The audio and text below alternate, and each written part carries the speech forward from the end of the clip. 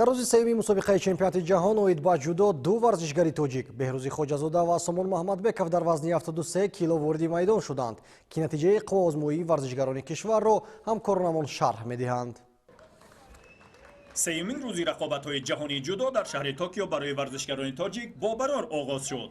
аз ҷумла беҳрӯзи хоҷазода дар аввалин рақобаташ бо Цен Очир Цог Баатар аз Моғолистон ки имсол дар чемпионати Осиё ва Уқёнусия зинаи аввалро касб карда буд рақобат намуд. рақобат сангин буд, аммо дар сониҳаҳои охир хоҷазода ҳарифро ба тахтаи пушт зада ипонро касб кард ва чемпиони Осиёро аз раҳаш барканор намуд. рақобати дуюми беҳрӯзи хоҷазода аз аввалинаш ҳам сангинтар гузашт, зеро Макдиэл Эстрада ғолиби чемпионати Пан Американ 2019 буда ҳарифи пурқудрат маҳсуб мешуд.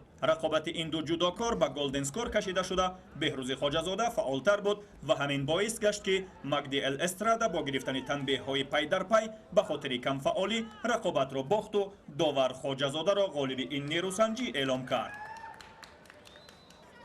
сеюмин нерӯсанҷии беҳрӯз бо Акил Дьяково аз Косово сурат гирифт. ин варзишгари Косово ки дар гран-при Будапешт ғолиб гардида буд рақиби сарсахт маҳсуб мешуд. рақобати шадид миёни ин ду нафар сурат гирифта ниҳоятан беҳрӯзи хоҷазода дар дақиқаи сеюми нерӯсанҷӣ тавонист ҳарифи пурқудрати худро бо имтиёзи ипон шикаст диҳад. чорумин рақиби беҳрӯзи хоҷазода дар чемпионати ҷаҳони 2019 Сайин Ҷиригала аз Чин буд ки аллакай дар сониҳаи аввал беҳрӯз бо иҷрои усул имтиёзи вазари аз ӯ касб кард. дар идома набарди ин ду нафар дигар ба ҷуз дутои танбеҳ ҳеҷ дастоварде надоштанд ва бо ҳамин имтиёзи вазари беҳрӯзи хоҷазода роҳхат ба марҳилаи панҷумро дарёфт намуд.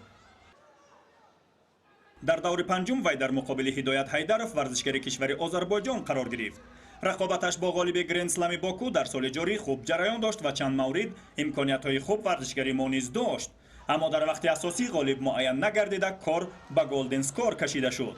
пас аз гузашти 1.5 дақиқа вақти иловашуда варзишгари озарбойҷонӣ беҳрӯзи хоҷазодаро дар ҳолати осайкомӣ нигаҳ дошта бо ҳамин роҳи варзишгари тоҷикро ба финали чемпионати ҷаҳон баст.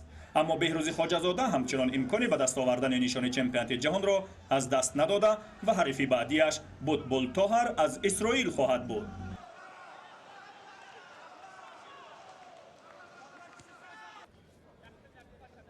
ҳамчунин дар ҳамин вазн Сомон Маҳмадбеков низ оғози бисёр хуб дошт. вай дар аввалин рақобатҳои ҷаҳонӣ бо Меднес Магнер аз кишвари Кабе Верде ки соҳиби нишони биринҷии мусобиқоти кушоди Дакари Африқо шуда буд майдондорӣ кард.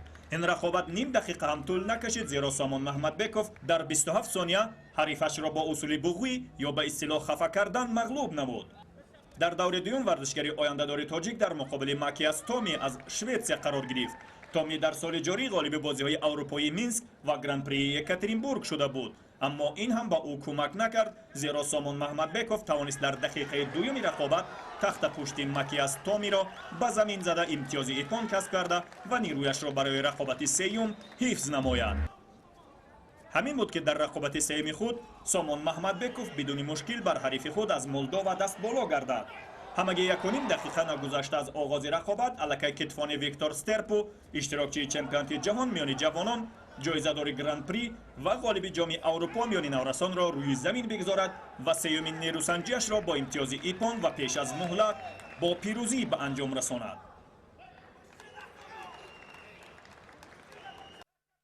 аммо дар даври чоруми рақобаташ Сомон Маҳмадбеков натавонист ҳарифаш Клаудио Сантес аз Люксембургро дар вақти асосӣ шикаст диҳад, зеро рақобати ин ду варзишгар ба голден скор кашида шуд. дар вақти илова шуда бошад Сомон Маҳмадбеков фаъолтар буда, ҳарифи ӯ камфаъол буд ва бинобар ин бо се танбеҳ Клаудио Сантес ки ғолиби ҷоми Пан Американ 2019 мебошад аз варзишгари тоҷик шикаст хӯрда Сомон ба даври панҷум роҳ ёфт. дар ин давр бошад рақиби ӯ варзишгари рус Денис Ярцев шуд ки имсол ғолиби гран-прии Марокаш шуда буд. ин дуюмин дидори Сомон Маҳмадбеков буд ки дар вақти асосӣ ғолиб муайян нагардида ба вақти иловагӣ кашида шуд.